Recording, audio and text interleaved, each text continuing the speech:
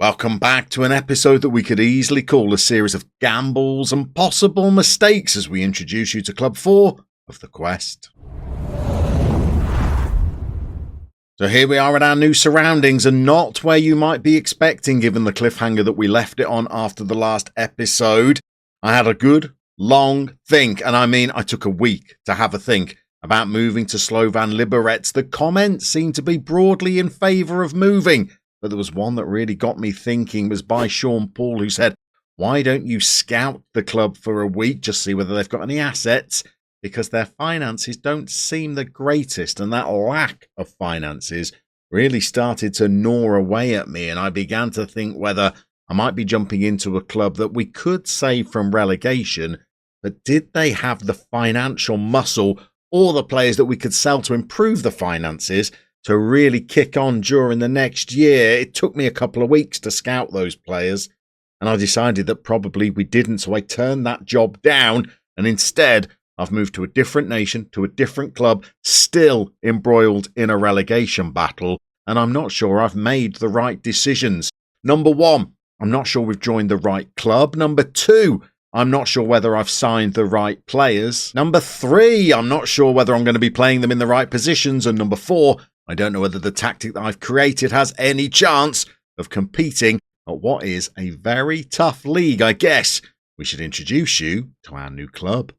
And so here we are at NK Lokomotivo Zagreb. So rather than Czechia, we have plumped for Croatia to a club who I think, if things go well, we might be able to take to European final. If they go badly, we could be relegated and sacked by the end of this season in charge. It's now January time.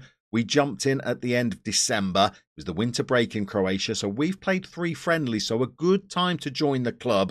It was also the transfer window, and there was a budget of £2.5 million to spend, and boy, have we spent it. We've bought in some familiar players to help bolster the ranks. We've set them up in how we would like them to play, but whether that tactic will work, your guess is going to be as good as mine. We're going to play our first game today against a team who are pretty handy and have a very big wage budget. And I made one other decision that I know the people in the comments are going to be howling at me about. Lokomotiva have an interesting history. They've gone through quite the ascent up the Croatian leagues.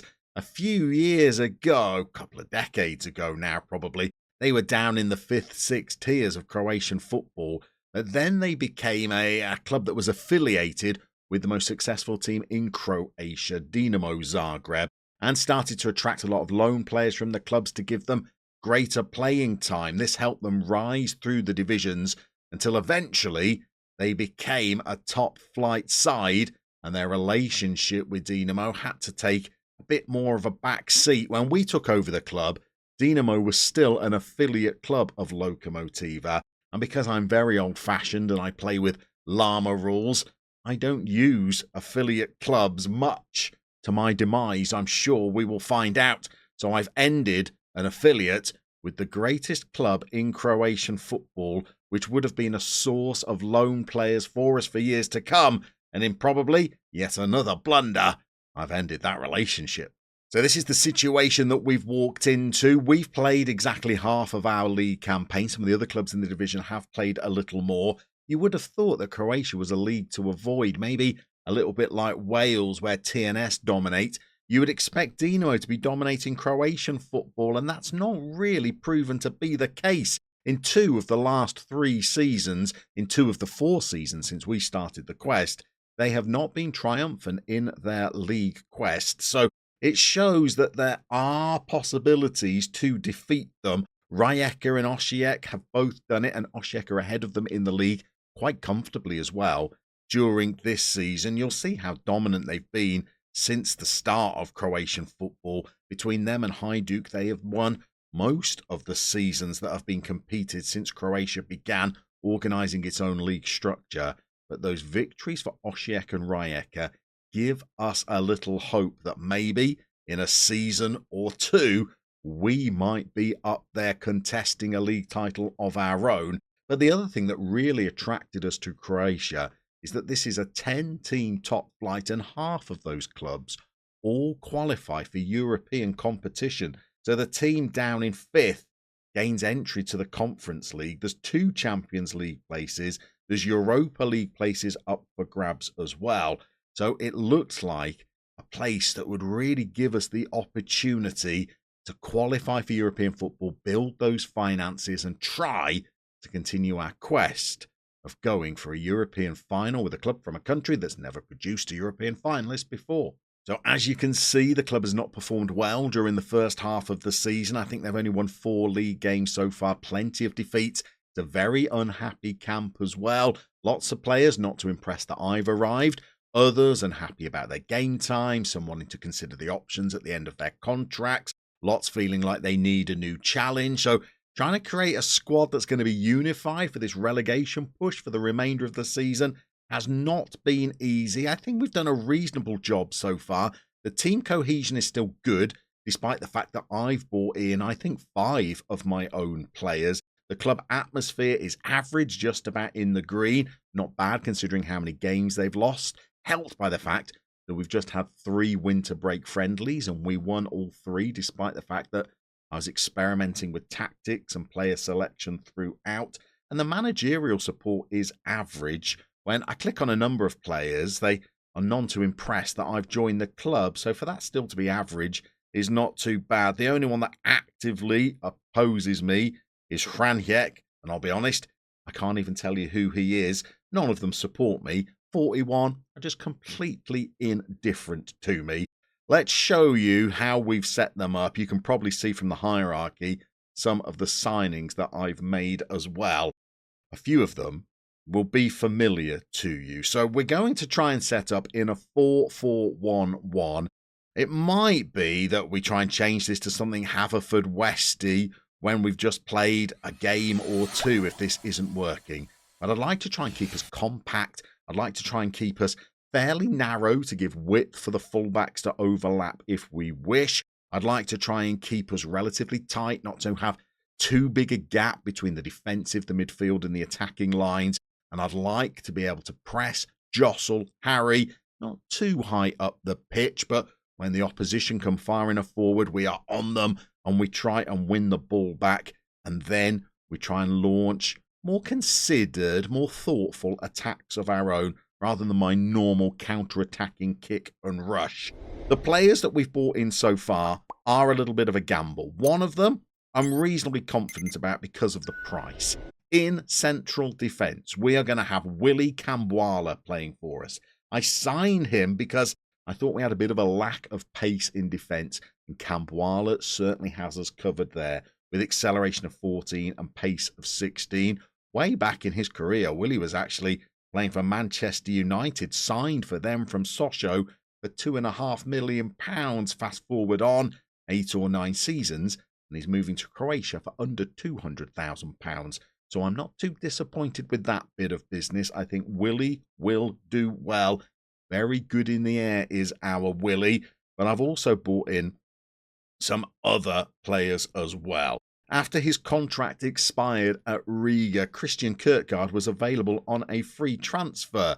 So I thought, as I wanted to play wide players and Lokomotiva did not have great options in that area, I would just take a punt on him maybe for 18 months to see whether he can reproduce the kind of form that he was showing in Latvia in the Croatian top flight. Might be a bit of a stretch for him now. He's approaching the 30s, so he's winding down his career. But if we could get anywhere near this number of assists from him, that would be delightful. As he's not playing quite as far advanced forward on the wing, we might not get as many goals, but we're looking for the assists. And I went back and signed another player from Riga. And the one I chose might be a bit of a surprise because this is Nets Ameyer, the player I fell out with pretty early on during their time with Riga. They picked up some injuries. They got disgruntled because they were on the bench whilst I was working their way back to fitness. And they eventually demanded a transfer and I dropped them to the under-19s. I brought them back right towards the end of that season because I was really struggling for players in the squad and he was registered for league action. And he actually really impressed me with 7 goal involvements in just 8 games. I know Croatia is probably going to be slightly tougher standard for him to play at than Latvian football was. But the thing that really attracts me about him is that he can play on either wing and has passing of 16. And I really wanted a wide player that could be a bit of a magician for us, a creator, not necessarily through their crosses, but through their passing. So Llama is going to be the team's playmaker, except I'm not playing them as a wide playmaker. Instead, I'm playing them as a wide midfielder where I've customized the role with lots of player instructions. So I'm going to ask them to sit in narrower, but roam into pockets of space. And rather than crossing and shooting, I'm going to look for them to create chances with their passing. And the two players I'm going to ask them to create chances for are my two bigger signings where I've actually spent a bit of money. And one of them, goodness me, I've spent over £1 million on them, which was one of the benefits of coming to Lokomotiva rather than Slovan Liberec, that I had that kind of budget to spend. As a shadow striker, the player we've brought in is Krzysztof Daniek, a Czech player. Quick, good dribbler, great finishing and first touch, really determined, will work pretty hard. It's going to be reasonable in the air as they burst into the box. The emphasis is going to be on Krzysztof trying to support our front player, get into advanced positions and hopefully score and create goals. And the player that's going to be our talisman up front is the one where I've spent big. Tiny Tuk, who is a Slovenian international, can play out wide. I thought about maybe making them the right-sided player, but instead, well, we've brought Kierkegaard in who could play that role. And we've got another player that was already on loan from Dinamo, who I think is pretty good out there as well. We spent over £1 million on them. They're paid £8,000 a week. That's almost double our next highest paid player. So there's a lot of pressure on their shoulders, but physically they look good, mentally they look solid, and technically I think they can trouble Croatian defences. And at the age of 22, if we train them well, we might be able to get some of these into pretty good levels where I think they could be a top striker. They've got a release clause of about £5 million, so it shows that they have their eyes on a bigger career than just spending time in Croatia. Hopefully, we might be able to get a performance out of them. So you can rate those signings down in the comments below. Who do you think is the worst? Who do you think might be the best? I think we've got some other solid players that we can back them up with. This is going to be our first choice goalie, Zvonimir Zuberic. I've gone for them over our deputy because I like communication and command of area, and Zuberic has that. Again, they're approaching the well, perhaps not the veteran stages for a goalkeeper, but they've certainly got plenty of experience. Alongside Kamwala in central defence, we are going for an Austrian, David Heinderich. Reasonably quick, especially with the acceleration and good tackling, even though they're only 6 foot. And when they are slightly shorter centre-halves, I like them to be able to play out from the back a bit, and Heinderich doesn't really offer that. So we might rotate and test out some other options that we have in the squad as well. So they're going to get the nod today. At fullback, I think we're reasonably well stocked. This is Marko Vrankovic, a player who's decided that they might leave at the end of the season, but until then, they're going to be our starting right back. And over on the left, I think we've got a bit of a good option. This is Ivan Milicevic, a Bosnian who has got absolutely superb crossing and can toss in a long, flat bullet throw as well. And for a 29-year-old, they're still looking very good physically. So hopefully they can rampage down the wing, overlap past Llama, and get crosses into the box today. And so the only 3 players we've not shown you are 3 of our midfielders. This is the one that's on loan from Dinamo, another Slovenian, so hopefully he will help Tiny Tuk to acclimatise.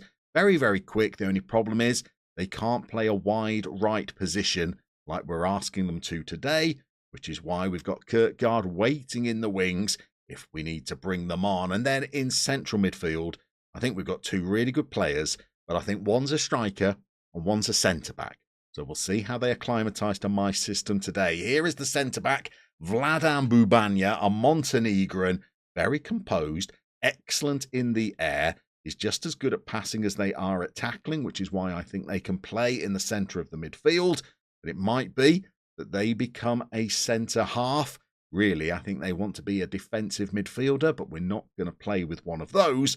And alongside them is Brynjolf Williamson, a Icelandic player, no international caps, but look very well rounded, could be a striker or operate in any of the advanced midfield positions. Instead, we're going to ask them to be a central midfielder on support, but with an added instruction of getting further forward, so they become a bit of a presence in the box for us to support our two front runners. And that is a whirlwind tour of all of our new players. Let me know whether you think this is a tactic that has any legs whatsoever. Let me know who you think our best player will be. Do you think we have enough about us to survive a relegation battle? I guess to help you with that assessment, we should get out and play our first game in charge of Lokomotiva. And our time in Croatia is underway, thankfully with a home team today. That might help us with a bit of momentum. Our side have lost 4 of their last 5 league fixtures, so morale might be understandably low despite winning 3 winter break friendlies. We're just going to have to see how they adapt to this new system, whether we can create enough chances to win this game, or whether we can stay compact enough to keep some clean sheets. Defensively, this side have not performed too badly before we arrived. There's only actually one team in the country that has conceded fewer goals. The trouble is that they've barely scored any, which is why they are towards the foot of the table. But if we can put that right and get this team firing, as well as continuing to be compact and tight at the back, we might be able to dig them out of trouble and then start pushing up the table. We've made a reasonably quiet first 27 minutes of this game as our opponents come forward, big spending opponents as well, and I think we might have given away a penalty. They've got VAR in the Croatian top flight.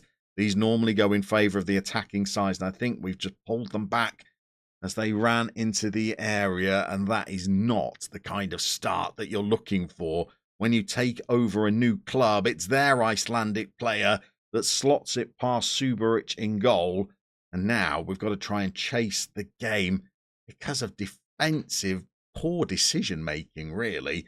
Their player was just heading to the byline. It didn't look like they were creating much of an opportunity, and somebody, and I didn't see who, must have given their shirt a bit of a tug, and we're now a goal down and having to try and fight our way back into the game. Here's our big signing, Tuk, the player that's come in from Slovenian football. They had a really good time over there with Maribor. Now they're moving into Croatia. They fed our Icelandic midfielder, who I think really has been a striker for most of their career, but I wanted goal scorers around the team, which is why I've moved him into midfield, not necessarily just to take long shots like this, although I'm not going to turn it down. I also want them to get into the box and help finish chances as well, but they've dragged us back into the game with our first shot on target during the first 40 minutes.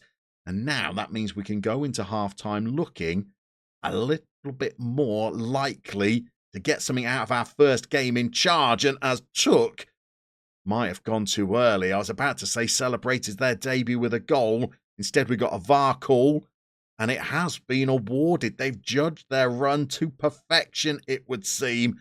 They've got onto the ball. In fact, I think they were well onside.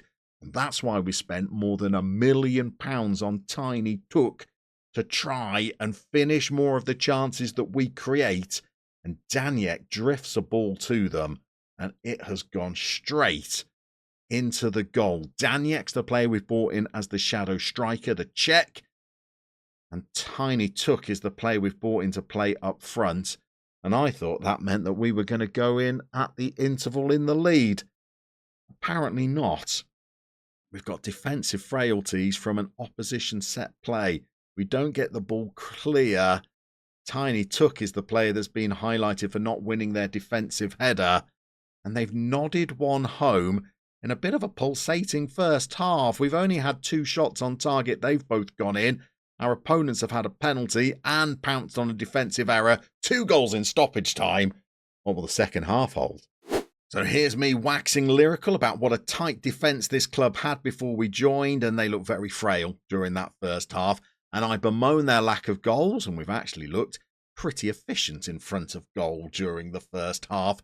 What can we do in the second half? We get 11 substitutes in Croatia, which is quite a lot, so we can turn to the bench if we need to. And in fact, 65 minutes, I think that might be where we go now.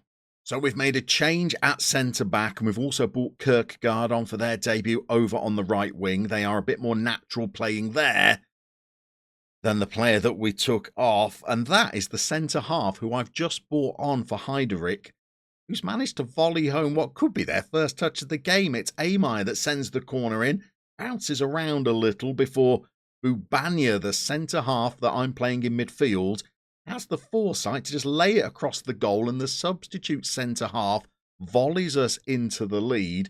And on 75 minutes, I reckon, we can now bring on some more players who might be a little bit fitter to try and see out this game. Another couple of changes made. There's one more player that I just wanted to show you who I've not brought on, but I am very excited about. We've got a 16-year-old youth player called Vyacheslav Sever, who I think for just 16 years old looks rather good for a prospect. Mentally, they look excellent. We've just got to improve them physically. And I think as a deputy shadow striker, if we can get them more and more game time, this could be an absolute star of the future. So we're hoping that they are going to be a player that we can get more involved. Always difficult to blood youngsters during a relegation battle where every point is important. But just one to try and watch as we develop our squad at Lokomotiva. We've got Cambuala trying to play us out from the back. And here is Llama, who's playing that playmaking role over on the left wing for us. And now we're going to see Kierkegaard in action for the first time. He's beaten a man almost by accident. He's beaten a second with a little bit more aplomb. And sent a ball into the box that can't be the highlight as their goalkeeper kicks long. And now we're trying to attack down the left flank instead. Llama gives up on the ball. And this is the left back that we've just brought on because that rampaging Bosnian wing back was tired and playing a 6.5. We've given the ball away needlessly in midfield and we've conceded for the third time this game. I don't know whether this one's going to a VAR review as well. It is. We can hope.